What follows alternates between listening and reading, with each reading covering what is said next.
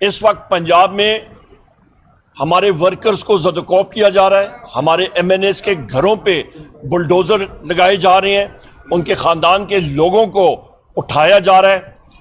جاوید اقبال صاحب کے گھر کو کل مسمار کیا، بریگیڈیئر گھومن صاحب کے پیچھے کل رات سے سی آئی اے گھوم رہی ہے ان کو زدوکوب کرنے کے لیے۔ شفقت عوان صاحب کے گھر اور دفتر میں ریڈ ہوئے،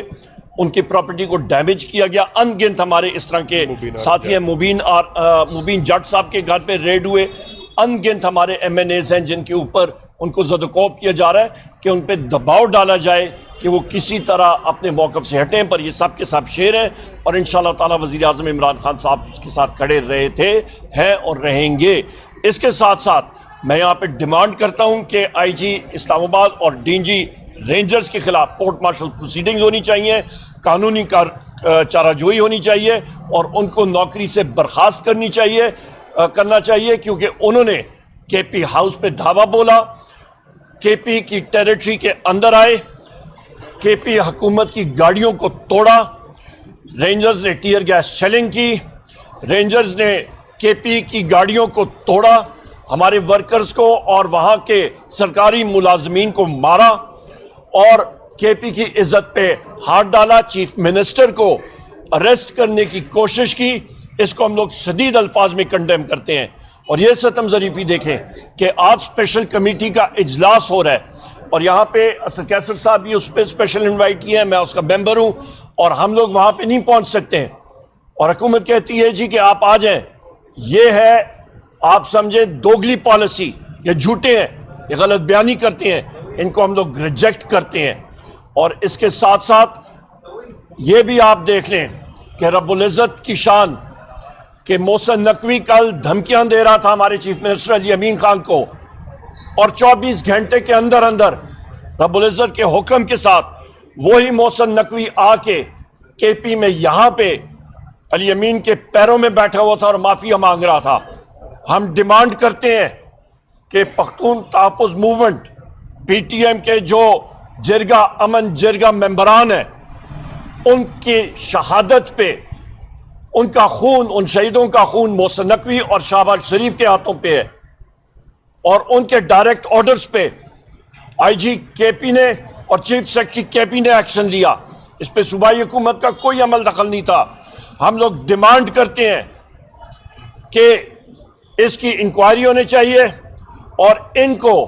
کیفر کردار تک ضرور پہنچانا چاہیے۔ 4 نہتے لوگوں کو شہید کیا گیا، کون ذمہ دار ہے؟ مرکزی حکومت، شہباز شریف، محسن نقوی، تم لوگ ذمہ دار ہو، تم نے یہ کرایا ہے۔ 13 سے زیادہ لوگ زخمی ہوئے، ان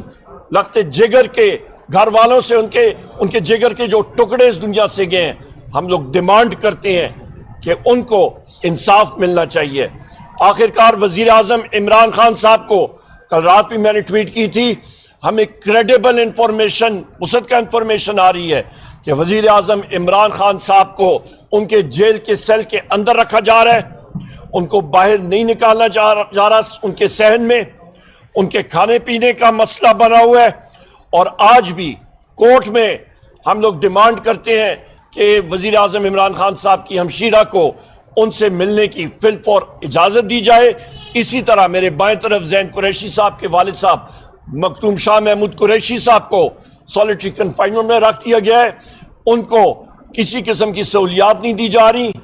ان کو صحت کا مسئلہ درکار ہو رہا ہے، ان کو سامنا کرنا پڑ رہا ہے، ان کو فی الفور ہسپتال منتقل کیا جائے۔ بہت شکریہ۔ اوور ٹو اسد کیسر صاحب۔ بسم اللہ الرحمن الرحیم۔ عمروف صاحب نے تو تقریباً تمام باتوں کا احاطہ کر لیا ہے۔ میں اتنا کہتا ہوں کہ دیکھیں یہ کوشش کر رہے ہیں کہ 17 یا 18 کو یہ امینڈمنٹ لے کے آ رہے ہیں۔ مجھے کل اسپیکر صاحب نے پور کیا تھا، اس نے کہا کہ ہماری آج کمیٹی کی میٹنگ ہے اور اس میٹنگ میں جو ہے نا ہم چاہتے ہیں کہ ایک کنسنسس پیدا ہو۔ میں صرف حکومت جو اس وقت جو ایک فاشسٹ رویہ رکھی ہوئی ہے، میں پوچھنا چاہتا ہوں کہ کیا کوئی قانون سازی اس طرح بھی ہوئی کہ آپ زور سے، زبردستی سے اور لالچ یعنی زر سے آپ قانون سازی کے لیے ایم این ایز کو خریدیں یا دبائیں. جو عمر صاحب نے نام لیے یعنی یہ تقریباً ہر ایم این اے وہاں آپ پنجاب کو تو چھوڑو, پنجاب میں تو ہو رہا ہے سب کچھ. ہمارے خیبر پختونخوا کے ایم این اے نے مجھے اپروچ کیا ہے کہ ہمیں دبایا بھی جا رہا ہے, ہمیں پیسوں کی لالچ بھی دی جا رہی ہے, اور تقریباً 20 کروڑ روپے کے آفر بھی ہے اور منسٹری کے آفر بھی ہے. میں یہ پوچھنا چاہتا ہوں کہ یہ قانون سازی کا کون سا طریقہ ہے, اور اس قانون کو پاس کرنے کا یہ جو زور اور زر سے اور زبردستی سے کر رہے ہیں, اس کی لیجیٹمیسی کیا ہوگی؟ یعنی سب سے پہلے تو آپ کے نمبرز نہیں ہیں, آپ جعلی طور پر حکومت پہ بیٹھے ہیں, آپ جو ہے نا ایلیگل حکومت چلا رہے ہیں, آپ کو عوام نے مینڈیٹ نہیں دیا, اور اس کے بعد جو بھی رہا سہا ہے آپ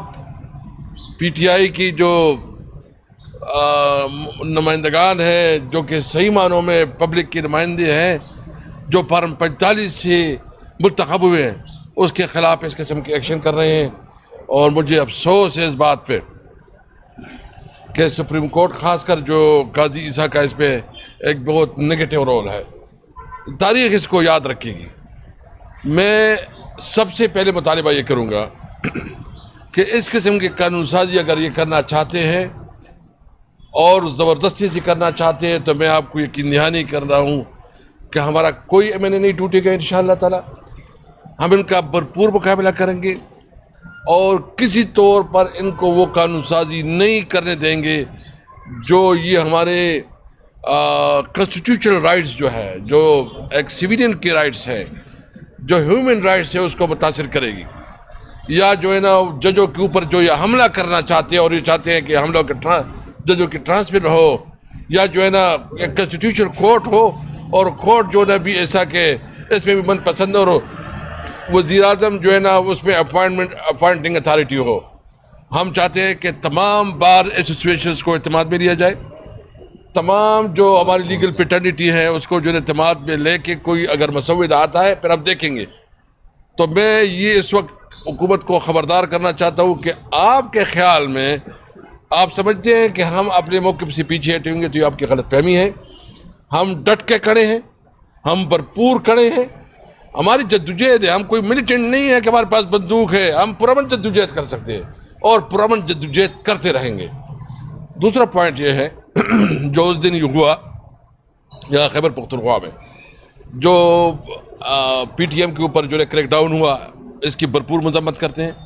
اور سمجھتے ہیں کہ اگر اس طرح جو جرگہ ہوا, مجھے ابھی ڈیٹیل پتہ نہیں ہے کہ جرگے میں کیا فیصلہ ہوا یا کوئی ڈیولپمنٹ, کیونکہ میرے پاس اپڈیٹس نہیں ہے,